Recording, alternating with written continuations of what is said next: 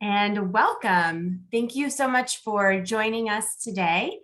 This is a professional development workshop hosted by the Everywhere She Maps program of YouthMappers.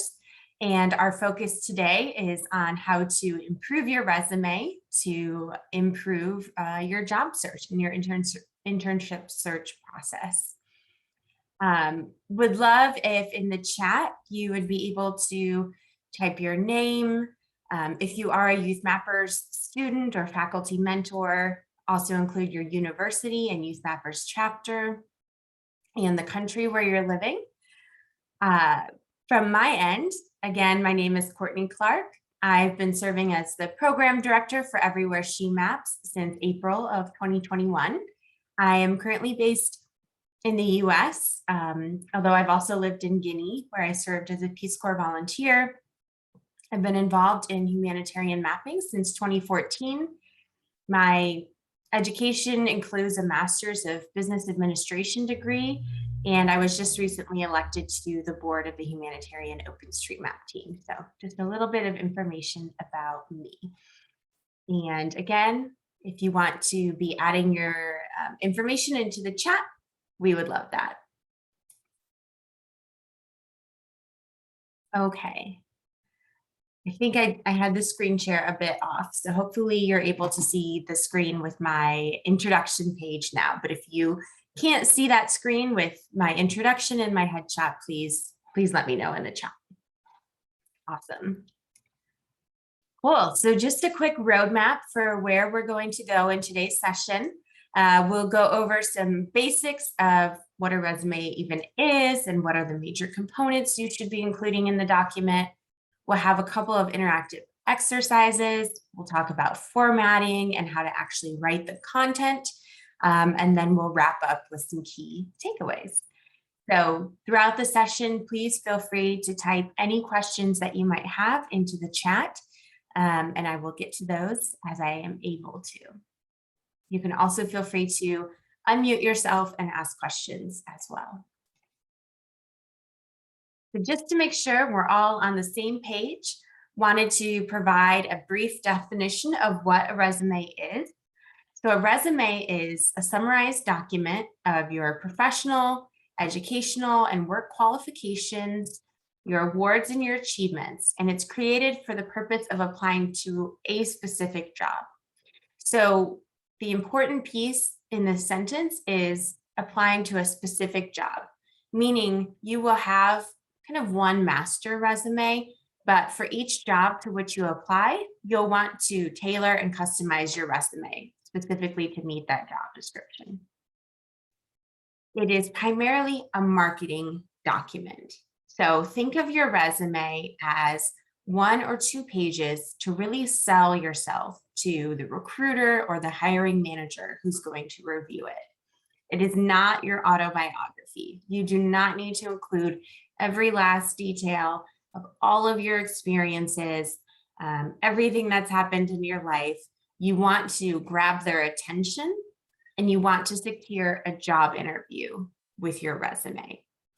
And remember as well, since this is a marketing document, the document should really be about them, about the employer and the job you're applying to, and not about you. So we'll go over all of these concepts throughout the workshop, but these are really, really key points to remember as you're crafting everything. Okay, so I also want to just make a quick note. Throughout this presentation, I'll be giving you lots of different tips and advice. However, above all else, I want you to remember there's no single right way to create a resume or a CV document, and make sure that regardless of what I tell you, you're following any instructions that the hiring organization gives you regarding your resume. This point is extremely important. I have reviewed hundreds of resumes throughout my career, and it's a pretty easy decision to not continue with a candidate when they haven't followed the instructions that we've given for the resume. Could be something as simple as we've asked for a 1-page resume and the candidate has submitted 2 pages. You know, that's kind of a red flag for me as a hiring manager that this person doesn't read instructions closely or doesn't follow instructions. And so why would I want to hire them? So make sure you're really, really closely reading those instructions and following them to a T. So we're going to start by going over some key components of a resume. And I have just an example template on this slide. And please note that I will be sharing these slides with you after the presentation as well. So you don't need to write everything down. But the resume will include your personal information. It can optionally include your objective. Your work experience will definitely be a major component, as well as your education. Some other optional components include skills that you have, activities, interests, awards, honors, any leadership experience, etc. You really only want to list your skills and the things in the other category that are directly relevant to the job for which you're applying. In the past, it's been a common practice to include your references directly on your resume. That's not needed unless the employer, of course, asks you to put your references on your resume. Leave them off and don't write references available upon request. That's just kind of understood that you would provide references if the employer asks for them. However, you do want to create a separate document with similar formatting to your resume that does have your reference information. So you have it very easily and quickly available if an employer asks you for that document. And of course, that means that even before you're starting to apply for jobs, you need to be contacting your references, telling them that you're about to start an internship search or job search and asking if it's okay for you to list them as a reference. So those are things you'll need to be planning kind of far in advance when you're doing an internship or a job. So at the top of the page, you'll want to include your personal information, which of course includes your name. You can put this in a slightly larger font size. The phone number, just follow whatever format your country uses. Make sure you're using a professional email address. So something simple like your name at gmail.com, not anything too fun or flashy, like adding words like cool or princess or something into your email address. You can optionally include your address, your LinkedIn account, if you have a blog and that's relevant to the job, if you have a personal website or portfolio which is relevant, or a fax number if they've asked for it. And then just a note on including photos in resumes or CVs. Really, you just need to know the normal practice in the country to where you're applying for a job. So if it's the country that you're living in and you know that typically employers want your photo on the resume, go ahead and include it. If you're applying to a job outside of your country, make sure you do that research.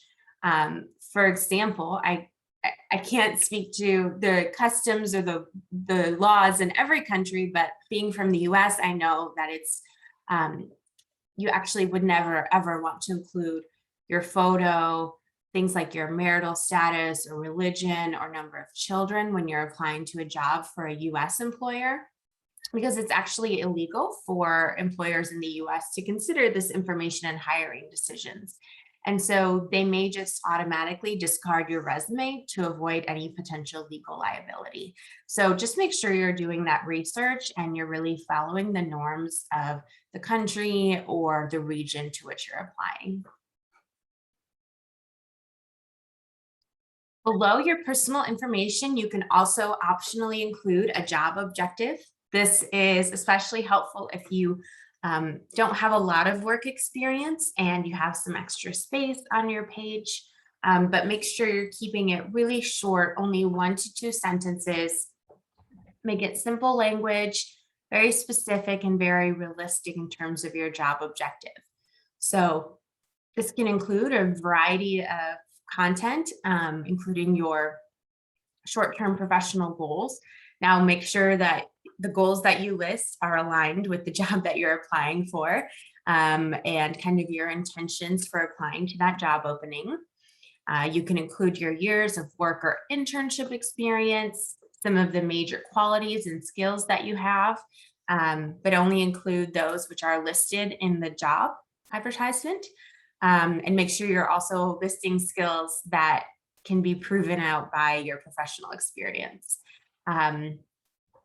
If it's important, you can include a relevant degree or license or certification and kind of a closing statement. So I have an example here that, maybe could be applicable to some of you. Recent geographic sciences graduate with experience in project management and data science, seeking an entry-level opportunity to apply my GIS and programming skills to environmental conservation efforts in Brazil. It's short, it's sweet, and in just 2 sentences, it tells me a lot of information about this job applicant. Under the optional objective, you will absolutely need to list your experience. And often this is a section that's discussed as just work experience, but I want you to know, especially as students, that you can absolutely include here internship experience, volunteer experience, and even your YouthMappers experience. So this doesn't just have to be positions for which you were paid by an employer. Regardless of what the experience is, you'll want to include the name of the organization or the employer, the location, the dates that you were employed or that you were engaged in the activity, and about 3 to 5 bullet points describing your accomplishments from this experience. And so, for example, I have a hypothetical from YouthMappers chapter treasurer at University of Zambia. I completely made up this information, but just to give you a sense of what you might include in your experience section. So this chapter treasurer is talking about how they raised money by working with organizations to sponsor chapter activities. They managed a budget, and they include some of the details around what went into managing the budget for the chapter. And then what's really important here is they talk about a result that they produced for the YouthMappers chapter. So they reduced budgeting and accounting errors by 10% by developing a template. So throughout your experience, you really want to emphasize any especially quantitative results that will be really easy for the employer to understand, but also qualitative results are great too. Just make sure you're showing the impact of the work that you've done and not just simply listing your job responsibilities. So just want to kind of double down on talking about YouthMappers and OpenStreetMap experience on your resume. Again, these are absolutely wonderful things to feature. You're gaining amazing professional experience by participating in your YouthMappers chapter, and you should be talking about those skills and the impact that you're having. But sometimes you need to translate certain concepts for your audience. So even for geography positions, you really can't assume that employers are familiar with OpenStreetMap or Open Mapping unless they explicitly have on their website listed OpenStreetMap related projects, or of course, if the job description is explicitly asking for OpenStreetMap experience, then you can just list that. But many GIS employers still are not necessarily connected or know much about OpenStreetMap. And this is especially important because even though a technical person who would be the hiring manager might eventually look at your resume, probably the first person who will look at your resume is a recruiter. And they in particular may not know all of the technical terms related to OpenStreetMap and Open Mapping. So for some positions, for example, in my past, I've avoided even using the term OpenStreetMap altogether because it can lead to more confusion than it's worth. And you don't want to give your recruiter a headache. You want them to really easily understand what you're saying on your resume. Okay, so this is going to bring us to our first interactive activity. Together, we're going to read an example of an experience that a YouthMappers chapter member might have. Then I'm going to share with you a link to a Google document. We're all going to go into that Google document together. And on our own, we're going to rewrite this experience for a resume. And we're going to keep in mind the hiring organization has never heard of OpenStreetMap or ID Editor or Mapathons. And then I'll ask for a few volunteers who would be willing to read aloud how they rewrote the experience. And we will, oops, sorry about that. And we will go ahead and discuss. But before we jump into that, does anyone have questions about this activity? Sorry, I have a new mouse and I didn't realize how touchy it is. I'm just going to check the chat for questions. No, it doesn't look like so. Okay. So the first experience that we have listed here, that maybe you also have something similar, is that this hypothetical youth mapper trained 20 of their chapter members and community members in editing OpenStreetMap using ID Editor. Okay, so just think about this for a moment, and I'm going to share with you the Google document in the chat.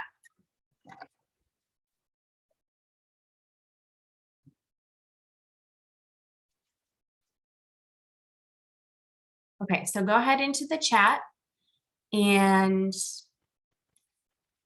you should be now clicking on that Google document link, and then you should see something that looks like what's on my screen.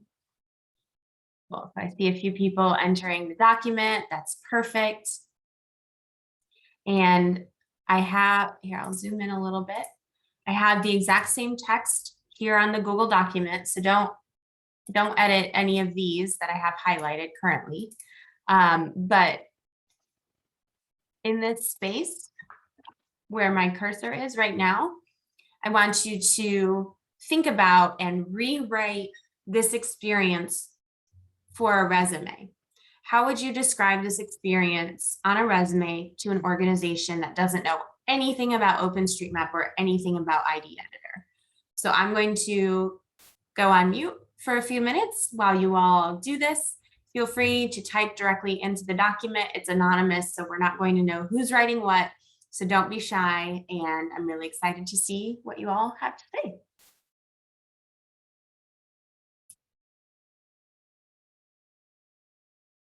All right, so go ahead and wrap up wherever you are in writing the sentence. I want to address Michael's question for any of you who didn't see it in the chat. It's a really good question. So he asks, if the employer has no idea what YouthMappers or OpenStreetMap are, couldn't it be a good idea to let them know about the two in a simple one-line description? Yes, I think that's a great idea, especially to explain YouthMappers. Totally appropriate to write a one-sentence description of that where you're listing your YouthMappers experience. For OpenStreetMap, I would use your best judgment. If the position is at all related to geography, GIS, technology, data, then yeah, the audience reviewing your resume might be really interested to learn about that and could probably understand what OpenStreetMap is through a simple sentence. However, if the job is really not related at all to those topics, I would recommend avoiding it, but of course you can feel free to disagree, use your best judgment. I'll tell you a quick story from my own personal experience, which really informs the way I think about this. A few years ago, I had just finished a job really focused on OpenStreetMap. And then I was applying for a job in healthcare consulting, essentially in the US.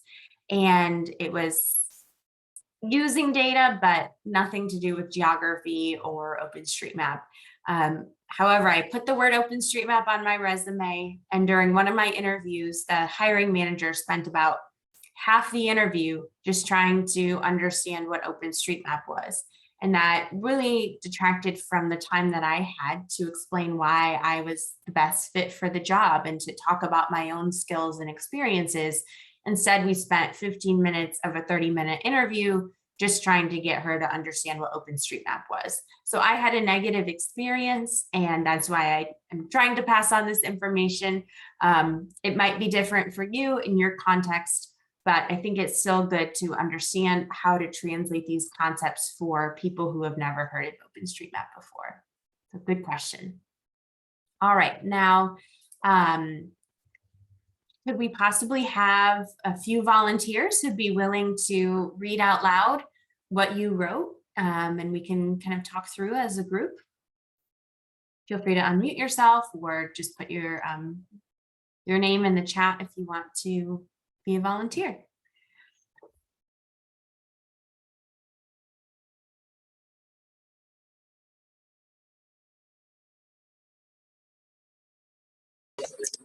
Hi. Hi. Yeah. Please, can you hear me? Yes, we can hear you. Yes. So I typed in train YouthMappers basic digitizing using open source web GIS. I don't know if you can see my comment in there.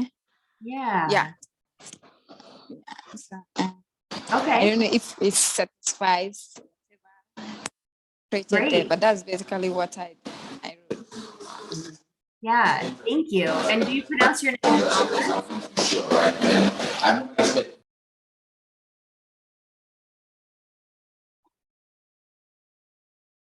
Okay. So thank you so much. I hope I'm saying your name right, Awez. Really appreciate it. Does anyone else have any feedback on this sentence or thoughts they want to share about how she rewrote it? I have it highlighted on my screen.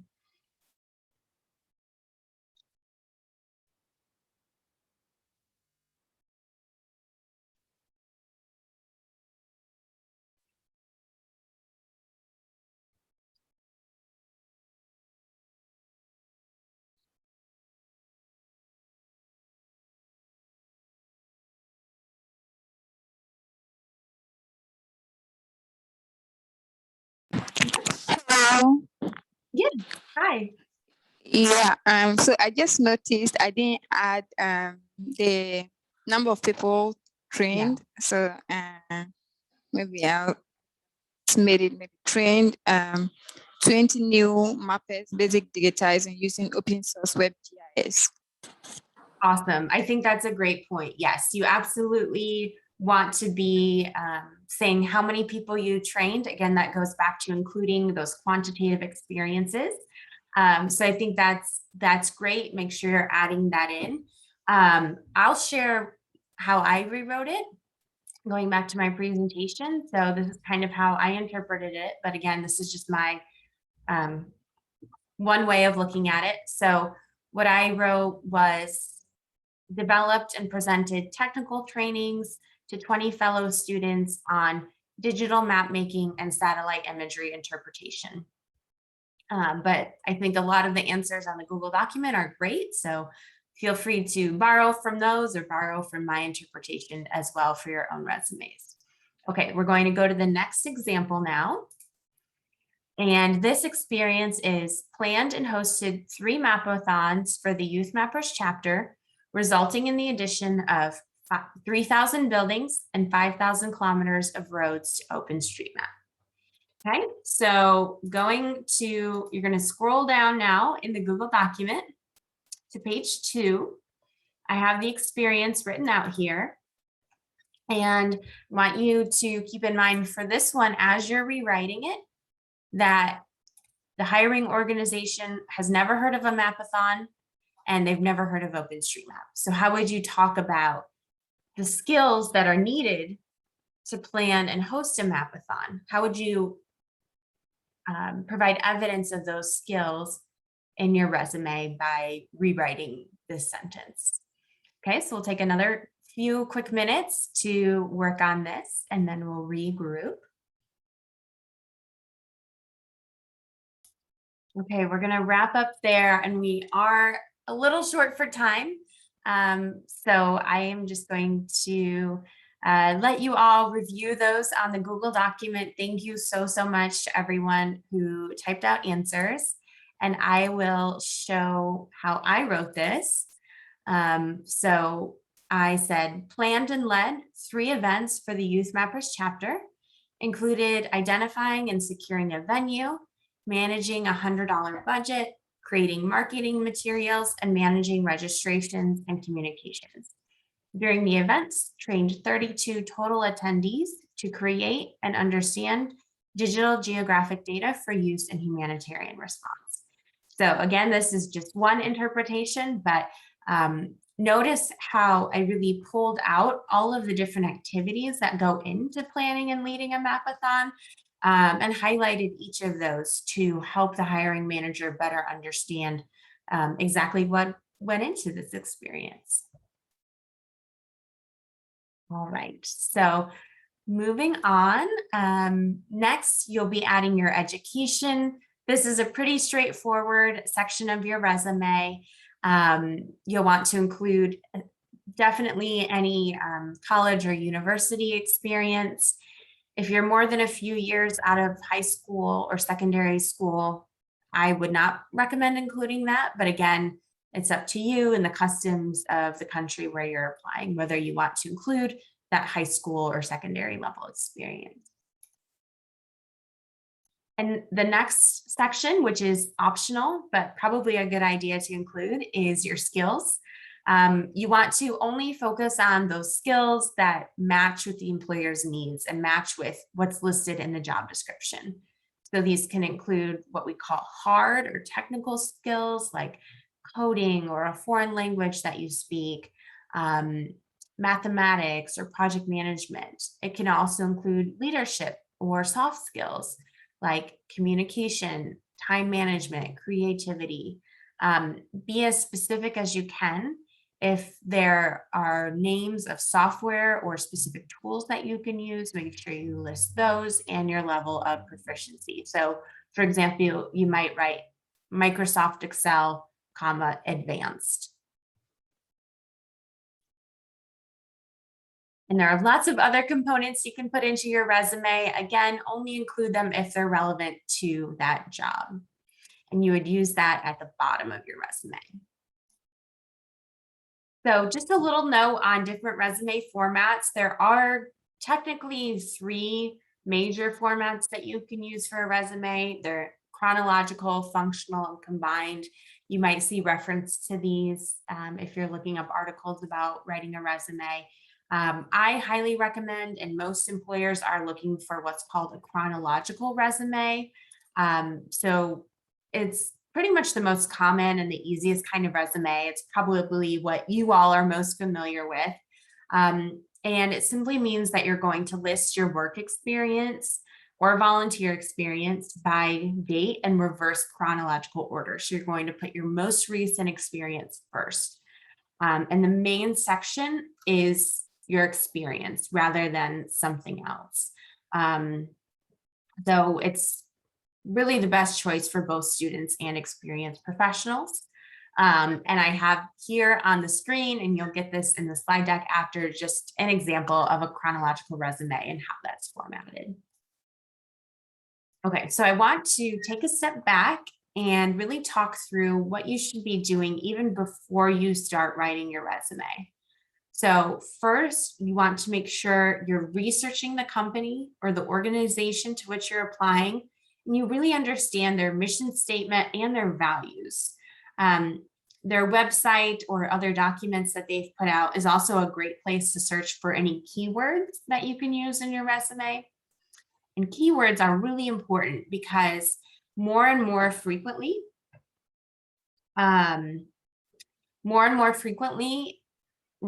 employers are putting resumes that they receive through software that's automatically looking for certain keywords. And if a resume doesn't have a certain number of those keywords, it might be discarded before even a human being has their eyes on it.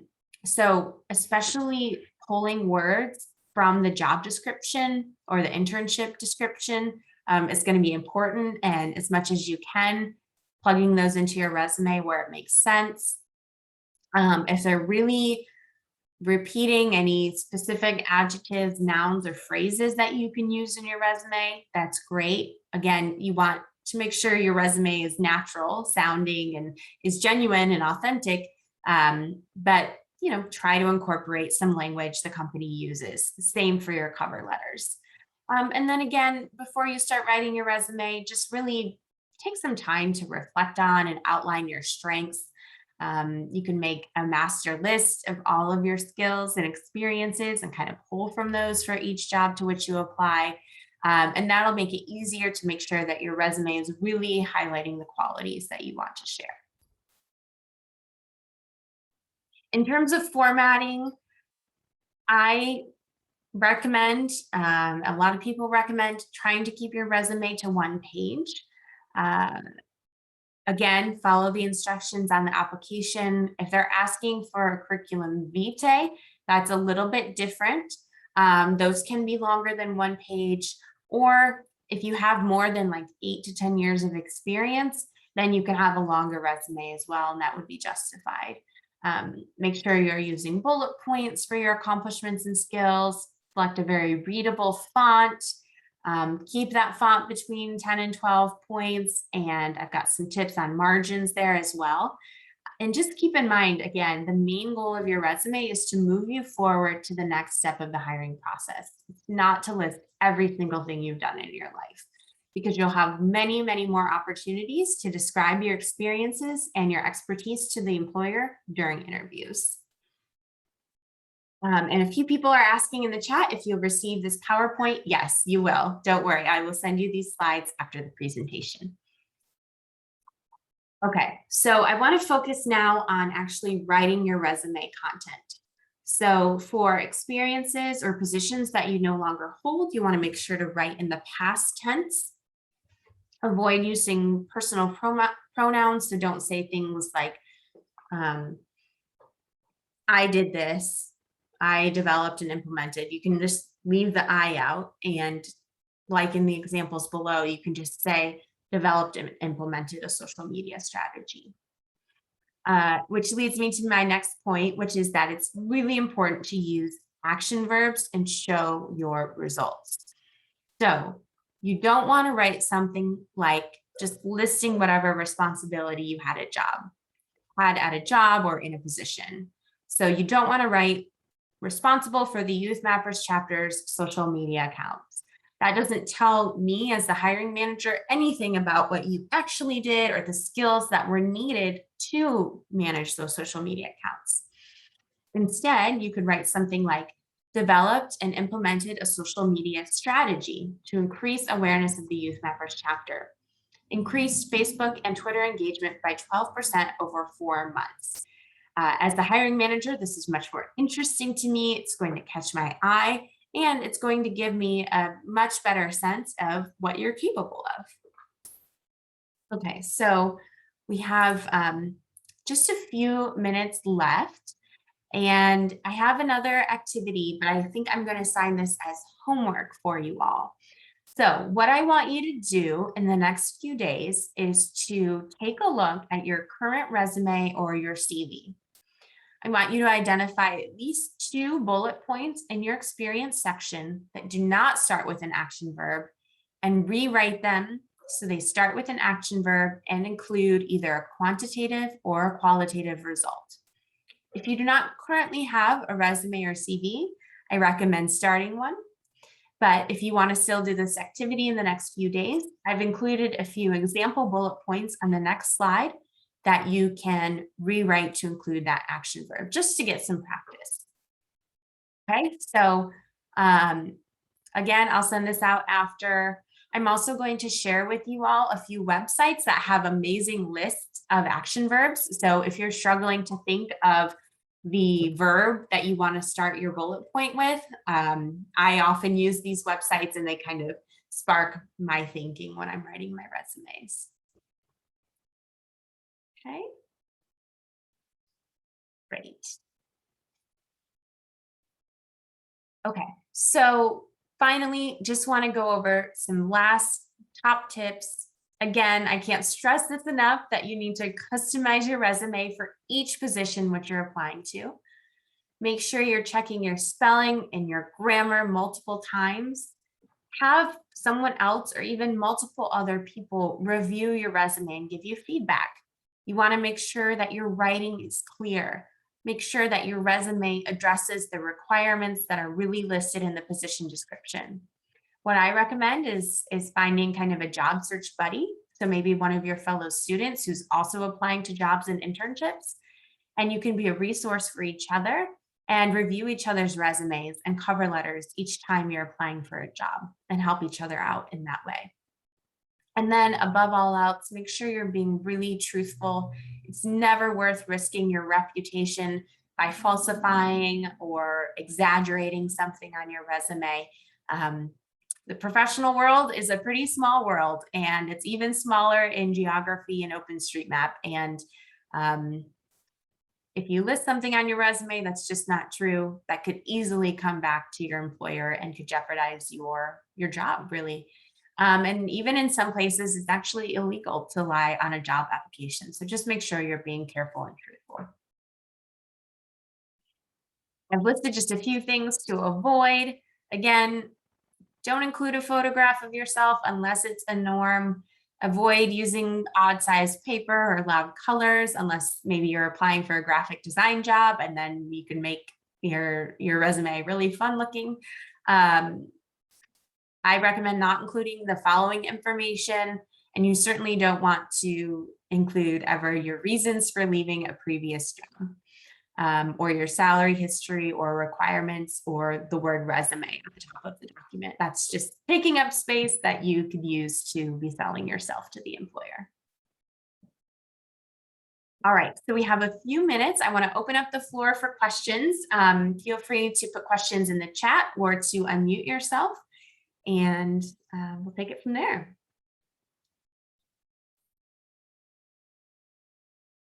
Crystal, do you have a hand raised? Oh, I see you have a question in the chat. Crystal says that she was told to put, or she or he, sorry, was told to put their skills on the top of the resume. Yeah,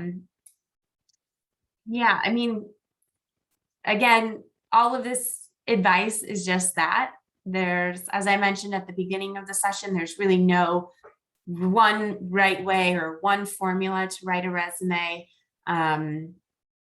If you think that given your own personal experiences and the job you're applying to, that it makes more sense to put your skills at the top, then you can absolutely do that as well.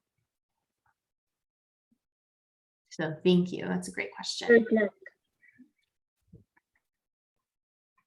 No. Oh, Michael, did you have a question? Yes, I have a question. Do I have to reformulate my my CV for every kind of job that I apply for, or I can write one solid CV for every job that comes around that I need to apply for? Okay, yeah, that's a great question. So just to repeat, Michael asked, does he need to reformulate his resume for every different job to which he's applying, or can he use just one resume and send it out for multiple applications? You can use the basic kind of structure and format of your resume for multiple jobs, and things like your education and your personal information will probably remain the same no matter what job you're applying to. But things like your experience and your skills, you absolutely need to be customizing those for every different job to which you're applying. What you want to do is be taking the job description, highlight keywords, highlight skills that they're looking for or experiences that they explicitly say they want, and make sure you're addressing those truthfully. Don't make up a skill that you don't actually have, but addressing the ones that you can in your resume. So you absolutely need to be customizing it for each job. And I know it can take more time and feel like a burden, but it's going to it will probably generate much better results in terms of you getting interviews. Okay. And Sam asks in the Chat, once the suitable job advert is found, how much time should one be taking to customize the resume or CV as per the position advertised? That's a really good question.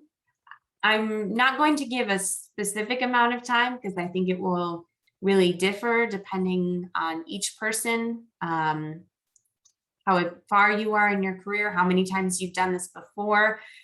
I've applied to jobs, I've been in the professional world for nearly 10 years. And so it might be a little bit faster for me to do this, but I know when I was just coming out of college and working on this, it took me a much longer time than it does now.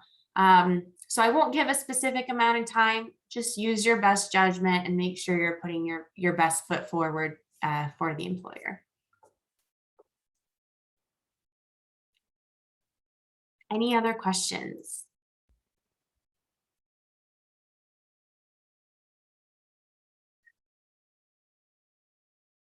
Well, you all have my email address because I sent you this Zoom link. So please feel free to reach out if you think of other questions as you're going through this process. Oh yeah, another question, great.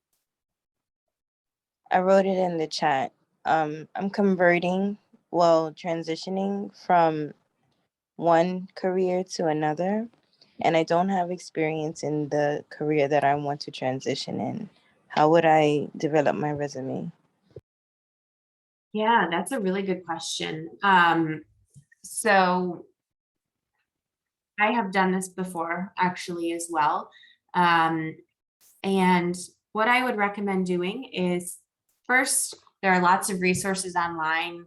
If you just Google like resume, career change, or career switch, you'll probably get some good answers on top of what I'm able to share in just a few minutes. But even if you're changing careers, going into a different field entirely, it's very likely that you still have some transferable skills.